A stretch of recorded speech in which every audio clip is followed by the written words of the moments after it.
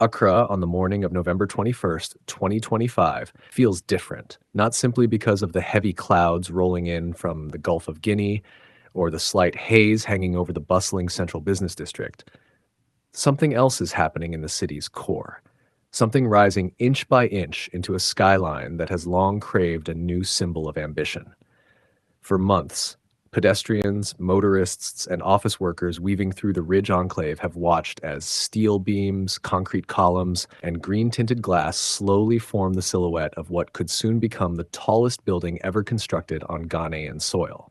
Before we dive deeper into today's update, take a moment to like, share, and subscribe to the channel. Your support is key to helping us grow and reach more viewers like you. Don't forget to hit the notification bell so you never miss out on exciting updates. It is the Volta River Authority's new headquarters, a 30-story tapered tower that promises to redefine Accra's skyline and, to many, project a message far bigger than its physical size, that Ghana, even amid its challenges, is still reaching for the sky. The story behind this tower is not only about architecture or concrete foundations. It is about history, identity, power, and the evolution of a country that continues to wrestle with the complexities of modernization. The Volta River Authority, created in 1961 under the Volta River Development Act, has always been at the heart of Ghana's national development story. Long before Accra had glass towers and multi-lane interchanges, the VRA delivered a kind of infrastructure that would become the backbone of the young nation: electricity. From the monumental Akasambo Dam with its massive turbines to the expansion of hydroelectric generation through Kapong and Bui to thermal plants scattered from Tema to Aboadze, the VRA grew into a power giant responsible for more than 2,600 megawatts of generating capacity. Its name became synonymous with reliability, national growth, and technical authority. But for decades, the institution's physical home told a very different story. The modest Electro-Volta house near Independence Square, once modern in the 1960s, gradually faded into the background as Accra's urban heartbeat accelerated. Its corridors filled with aging infrastructure. Its offices, once symbols of post-colonial innovation, became remnants of an earlier era. And so, when plans emerged for a 30-story ultramodern headquarters opposite the towering Bank of Ghana structure, it immediately captured national attention.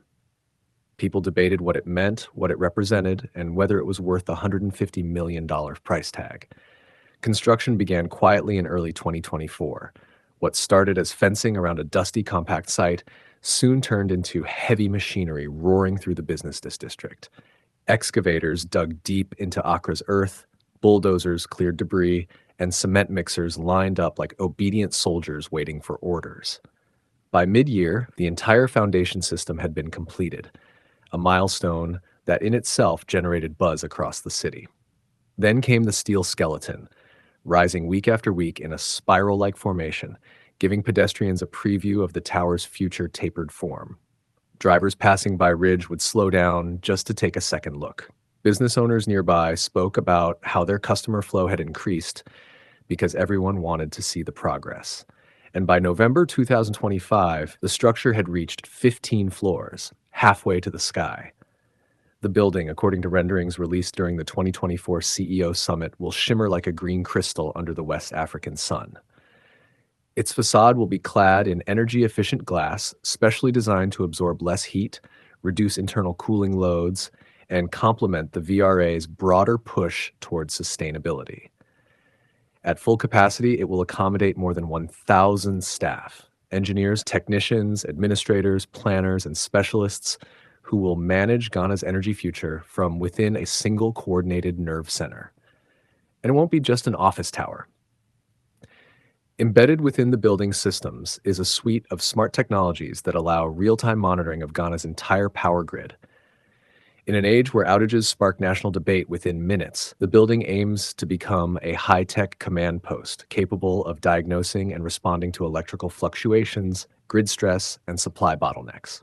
To many observers, this shift feels symbolic. Ghana, for years, endured the bitter sting of load shedding and energy instability, and yet the institution most associated with electricity is now erecting a structure that appears almost futuristic, sleek, efficient, and confident.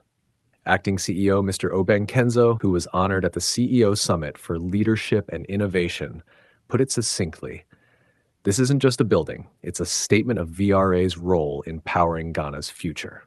His words echoed across business circles, sparking conversations about whether Ghana was finally entering its era of architectural boldness. And indeed, the VRA Tower is just one piece of a larger puzzle. Over the next decade, Accra is projected to undergo a skyline transformation unlike anything in its history. Planners estimate the construction of more than 20 new skyscrapers, from the iconic 42-story redesign of Sadie House to luxury mixed-use complexes stretching along Ring Road, Airport City, and the Marine Drive area. For a city that once capped buildings at modest heights, the shift feels almost radical.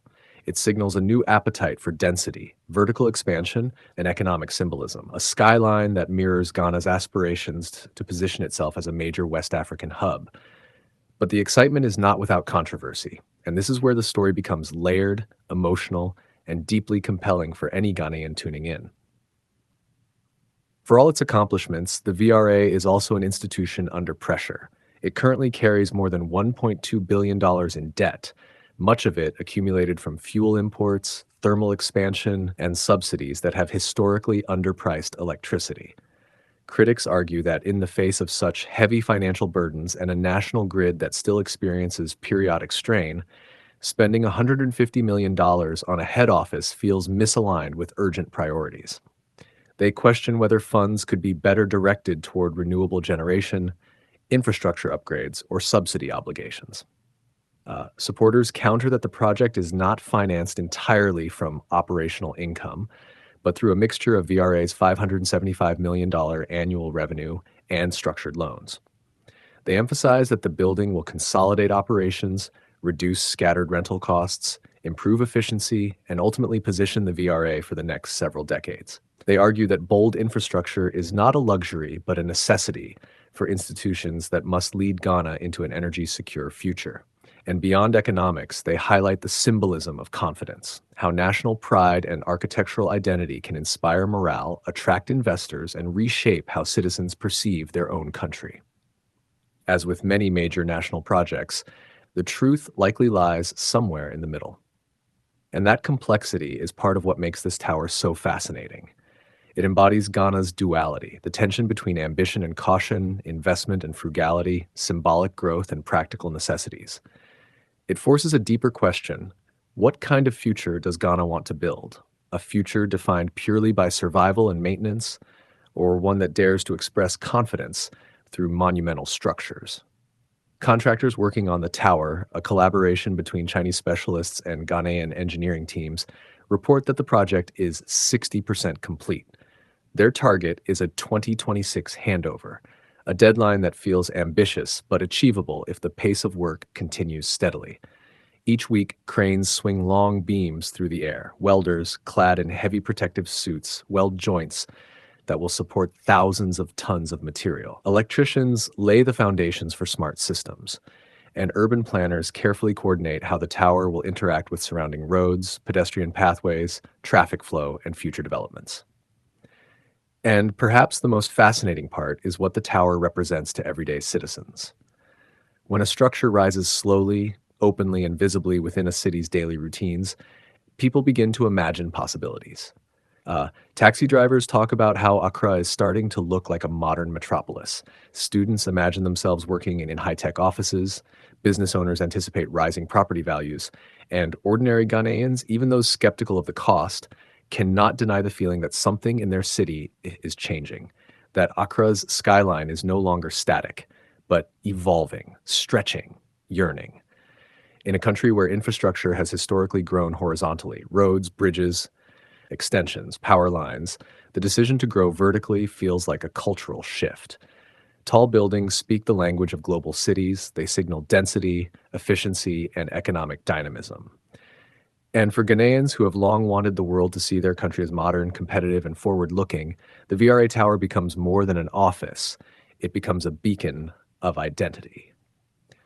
As the tower climbs beyond 15 floors, one begins to imagine its final form: the tapered crown glistening at sunset, the nightlights pulsing across glass panels, The lobby filled with art celebrating Ghana's energy journey, the boardrooms overlooking Independence Avenue, the solar integrated skin quietly harvesting power from the sun. And somewhere inside, engineers monitoring the national grid through digital dashboards, an emblem of a country adapting to an era where technology and sustainability are non-negotiable. This is why the project matters, not only because it will be tall or modern or efficient, but because it forces a conversation about Ghana's place in the next chapter of African development.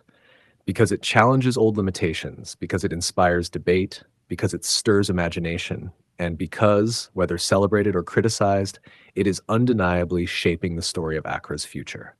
And in the end, that is what great buildings do. They tell stories, stories of ambition, sacrifice, innovation, leadership, and dreams rising from the ground one floor at a time. The Volta River Authority's new headquarters may still be incomplete, but already it is telling a powerful story. A story of Ghana reaching upward, a story of a nation determined to rise. If today is your first time watching this channel or you are returning to this channel for the exciting content, please subscribe to the channel for more educative and developmental projects across Ghana and Africa as a whole. Do you want to know about the state of a project in Africa? Then make sure to like and comment the name of the project you would like us to talk about and its current state.